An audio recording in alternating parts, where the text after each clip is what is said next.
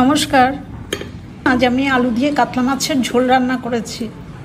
একদম টাটকা কাতলা মাছ, খুব সাধারণভাবেই রান্নাটা করেছি। খুব বেশি মশলা বা তেল দিইনি। পেঁয়াজ রসুন ছাড়া এই রান্না। আপনারা একবার গরম ভাতে এই রান্নাটা খেয়ে দেখুন, খুব ভালো লাগবে।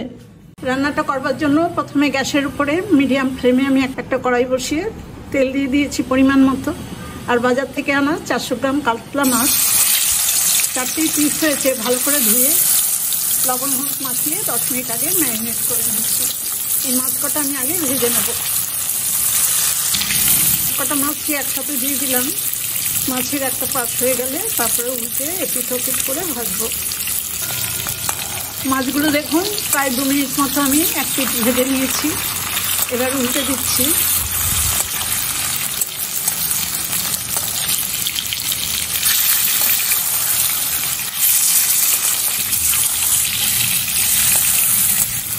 উল্টে দিয়েছি সবকটা। আমি একটু কম তেলেই কিন্তু রান্না করি বা মাছ ভাজি।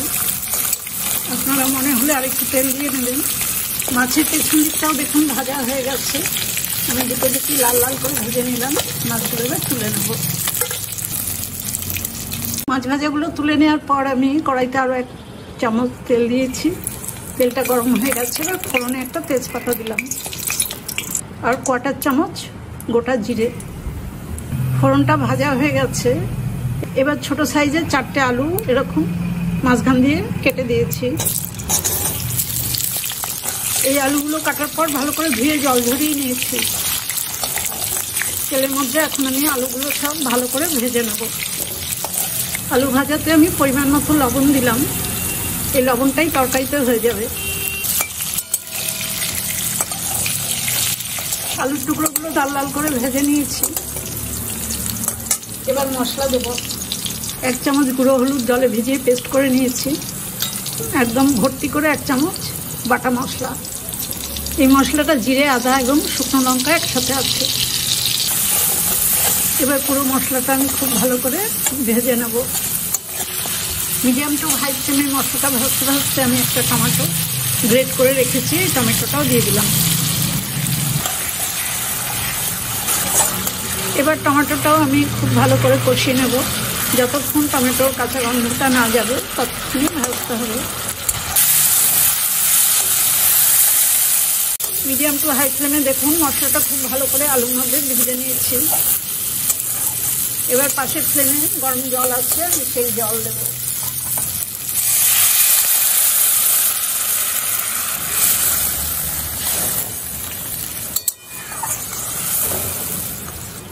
আমি আলু দিয়ে কাতলা মাছের ঝোল রান্না করছি, সেই জন্য রান্নাটা একটু ঝোলঝোলই থাকবে। এবার আলুগুলো একটু সেদ্ধ করে নেব। লো টু মিডিয়াম আছে আমি গ্রেভিটা ফুটিয়ে আলুটাকে ভালো করে সেদ্ধ করে নিয়েছি। আলুটা দেখুন ভালো সেদ্ধ হয়ে গেছে। এবার ভেজে রাখা মাছগুলো আমি দিয়ে দেবো।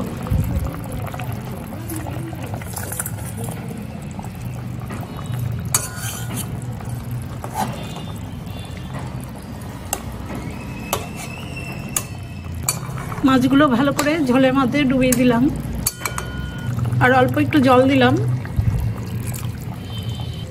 এবার ঝোলটা খুব ভালো করে ফুটিয়ে আমি মাছগুলো সেদ্ধ করে নেব। লো টু মিডিয়াম আছে দেখুন আমি কিছুক্ষণ মাছের ঝোলটা ফুটিয়ে নিয়েছি। খুব হাই ফ্লেমে কিন্তু এই ঝোলটা ফোটালে কালারটা নষ্ট হয়ে যায়। রান্নাটা একদম শেষের দিকে। এবার সব শেষে আমি বেটে রাখা গরম মশলা একটু জল দিয়ে গুলে দিয়ে দিলাম।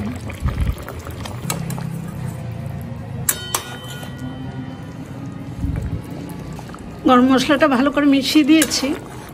এবার গ্যাসের ফ্লেমটা অফ করে দিয়ে আমি মাছের ঝোলটা 2 মিনিটের জন্য ঢাকা দিয়ে স্ট্যান্ডিং টাইমে রাখবো। তারপর গরম গরম সার্ভ করে দেব। মাছের ঝোলটা একটা বাটিতে দেখুন আমি নামিয়ে নিচ্ছি। খুবই অল্প সময়ে ঝামেলা ছাড়াই রান্না, কিন্তু খেতে খুবই সুস্বাদু হয়।